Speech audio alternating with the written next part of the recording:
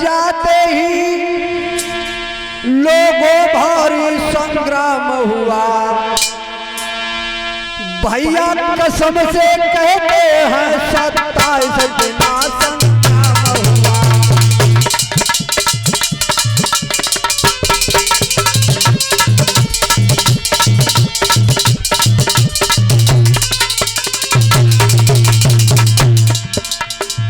लोगों हमारे कन्हैया की और जामवंत की एक दिन नहीं 2 दिन नहीं 27 दिन तक ये संग्राम हुआ। अरे मेरे कान्हा की भैया कुछ हाथा पाई जामवंत और कान्हा की लला हाथा पाई।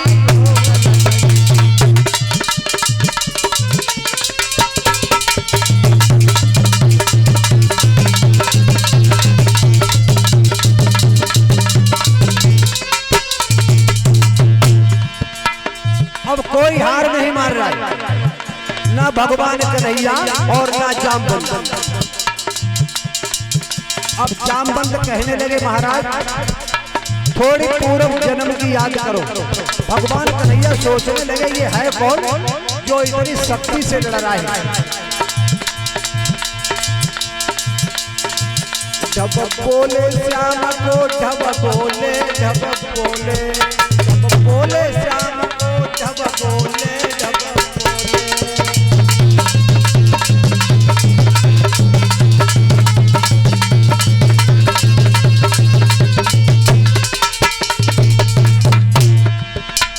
ओ जामवंत कौन तू भाई, ओ जामवंत कौन भाई,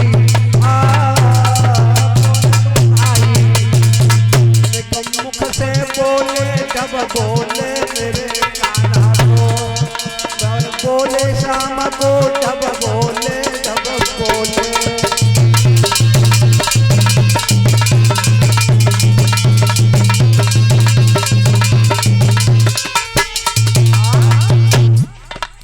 लोगों 27 दिन तक ये संग्राम होता रहा।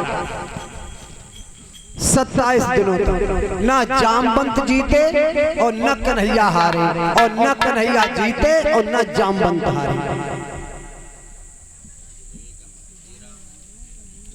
अब 27 दिनों तक ये युद्ध हुआ और 27 दिनों के बाद में जब भगवान कन्हैया ने पहचाना और जामवंत ने पहचाना कि प्रभु हमें पहचानिए, हम जामवंत है। द्वापर में आपने कहा था हमने आपसे कि हमारे भुजाओं की खुजली नहीं मिटी, तो आपने कहा था कि हम द्वापर में आकर के तुम्हारी भुजाओं की खुजली मिटाएंगे।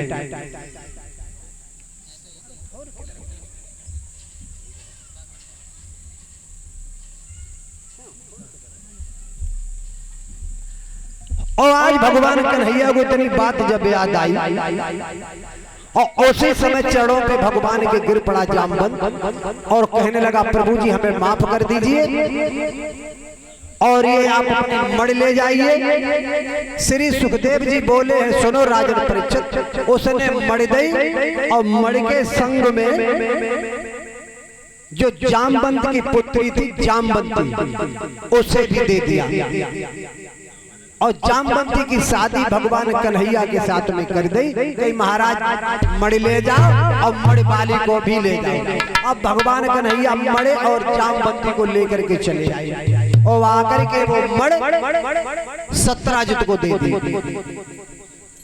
एकदम से सत्राजित को जब दी तो सत्राजित बहुत दुखी हुआ, शर्मिंदा हुआ और भगवान कन्हैया के पैरों पे गिर पड़ा, कहने लगा महाराज हमें क्षमा कीजिए, हम पे बड़ी भूल हो गई जो हमने आपको बदनाम किया। अब शर्म की वजह से सत्राजित बहुत लज्जित है। उसी समय सब देवता गढ़ गए और सत्राजित ने कहा है कि प्रभु जी अब हमारी एक इच्छा ये है कि आप हमारी बेटी सत्यभामा से शादी करो और ये मणि आप दहेज में ले जाओ।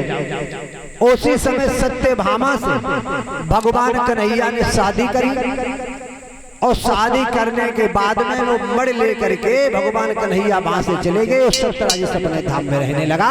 बोलिए वृंदावन बिहारी लाल की। और इधर हरिहर गंगा के किनारे बैठे श्री सुखदेव जी महाराज परीक्षित को श्रीमद् भागवत का रसास्वादन करा रहे हैं। अब भोले बाबा को जिस समय जगाया था कामदेव ने, तो उस समय भोले बाबा से कामदेव को जब प्रसन्न किया, तो इधर जो है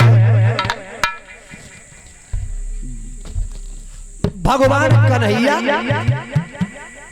के नाती प्रद्युम्न और उषा अनिरुद्ध, भगवान कन्हैया के पुत्र हैं प्रद्युम्न और प्रद्युम्न के पुत्र हैं अनिरुद्ध, और इनकी जो बाणासुर की पुत्री है जिसका नाम है उषा। अब ये उषा जो है एक दिन की बात है। और बाणासुर कहाँ है? बाणासुर के बारे में थोड़ा हम आप लोगों को प्रकाश डालें। एक दिन बाणासुर पर्वत पे पहुंच गया और भोले बाबा की उपासना करने लगा। कैसी उपासना की है इसलिए सुनो।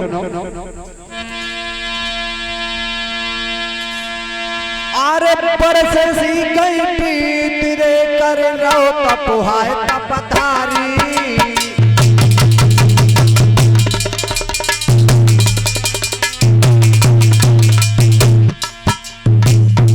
कितनी बरसें बीती तो भाई 10,000,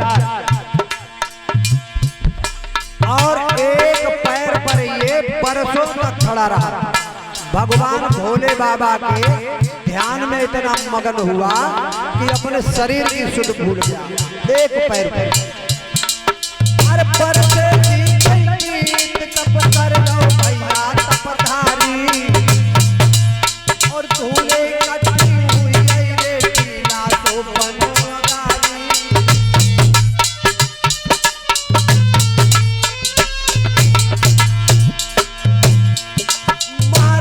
भजन में भक्ति बड़ो मशगूल, इतनी छाई धूल भैया धूल, और धन्य धन्य है प्रेम प्रेम तेरी लीला न्यारी है। अब तो धन्य धन्य है प्रेम प्रेम तेरी लीला न्यारी है।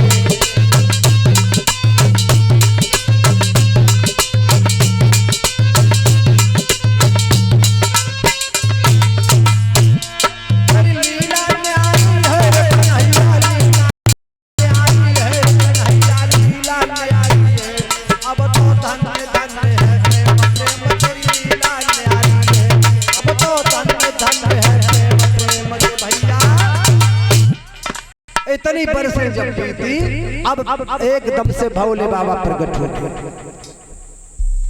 भोले बाबा प्रकट हुए, कहने लगे तू हमसे वरदान मांग, हमसे वरदान मांग। बाणासुर कहने लगे महाराज अगर हमें वरदान देते हो तो सुनो,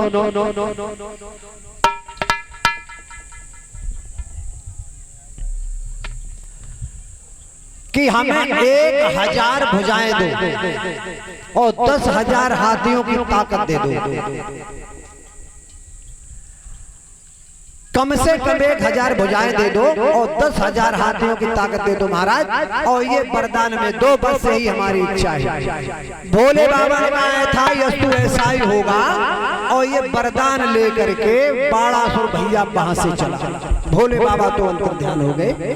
अब ये वरदान लेकर के चला, 7 फुट की लंबाई, उठला जैसो शरीर, फाइन की धोती, बूट के जूता, चरमर चलवाई, हाथ में धोती पकड़ी।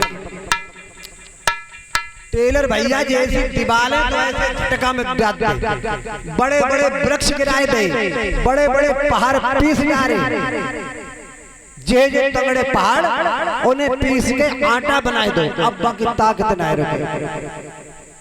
अब बाणासुर सोचने लगा कि अब हमारी खुजली कौन मिटाएगा। अब जब उसकी खुजली नहीं मिटी तो एक दिन भोले बाबा के साथ गो मनोज भैया अपने गुरु के पास का बोलो,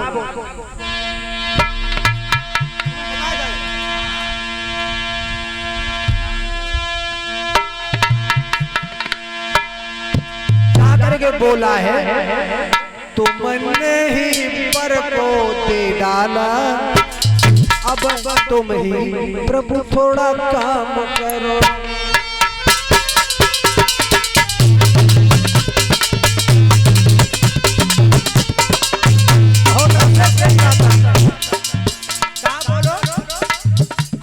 प्रभु जी तुमने ही पर दिया है, अब तुम्हें ये काम करो। क्या सुनो, तुमने ही पर को दे डाला, अरे तुम ही प्रभु ने काम करो। के तो मेरी खुजली मिटाए, के तो मेरी खुजली मिटाए दीजो।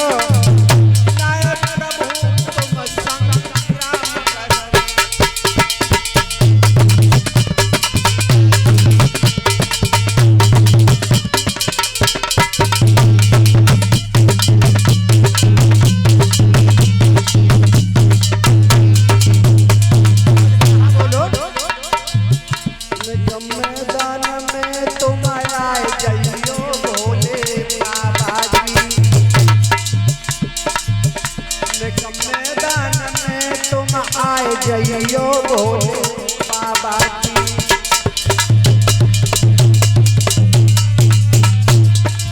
महाराज जी थोड़े इधर आ जाओ। और कहा बोला, मैदान में तुम आए जइयो, खुजली मेरी भुजा मिटाए जइयो भोले बाबा जी। मैदान उतरने गया जइयो भोले बाबा जी।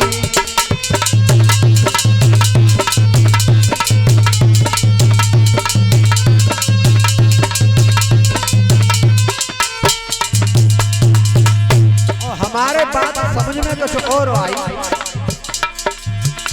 अरे कुत्ता सुने छुड़े कोई बड़ी रोज खिला, और सांप को चेहरे लगाना मिटे, चाहे तुम पापों से बचाओ।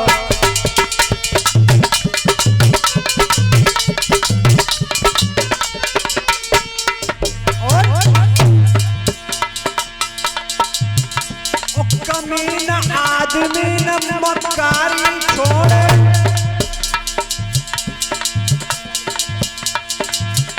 और चाहता गुरुकुल में पठवा, और साई की बेटा न घटे, चाहे पानी तर रोज उठाओ।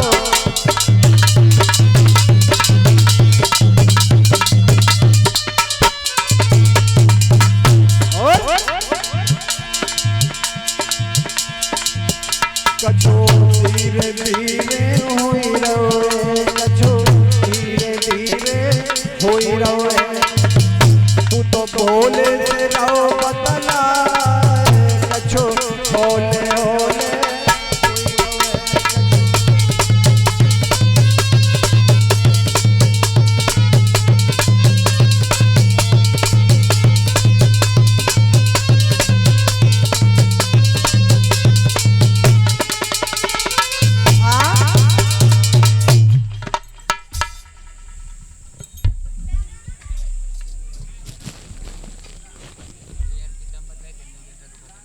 धीरे से यार मांग ना यार, और आशीर्वाद है चरण।